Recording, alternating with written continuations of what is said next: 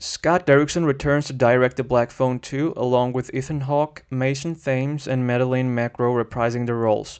This time, most of the story takes place at a camp called Alpine Lake. Finney and Gwen go there after Gwen begins having nightmares in which she sees three boys being terrorized. Meanwhile, Finney also starts hearing the ringing of black phones but tries to ignore them as both siblings are still traumatized by their past experiences. Their relationship is portrayed very well. They support each other as they deal with their trauma and face new challenges together. If you've seen the first movie, you'll have a much easier time following what's happening here and understanding the references to past events. Jeremy Davies also returns as the siblings' father, who in the first film was a piece of shit. It's satisfying to see him trying to take better care of his children this time. I like these scenes featuring all three of them together. The film also explores the grabber's origin story. Ethan Hawke once again delivers a fantastic performance. Even though he wears the mask throughout, his voice alone brings a great deal of depth to every line.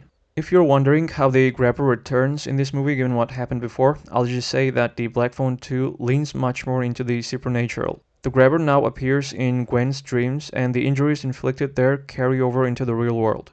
A concept that will surely remind you of A Nightmare on Elm Street. However, unlike Freddy Krueger, the grabber can also harm characters who are awake, which makes it unclear why he still needs to wait for Gwen to fall asleep if he just wants to kill her. The supporting cast doesn't have much to do, but Mason and Madeline both give strong performances. Aside from a few disturbing scenes that are unnecessarily repeated a couple of times, I really liked how the film was shot. The dream sequences in particular are presented in a style reminiscent of old 8mm films, which helps distinguish them from the real-world moments. On the downside, the movie suffers from bad pacing and occasionally bland dialogue. Even though I initially thought the first film did need a sequel, I can still appreciate the effort to expand the lore and introduce new ideas. I would give Black Phone 2 a 7 out of 10. As expected, it's not as good as the first one, but it's still worth seeing. Thanks for watching and see you next time.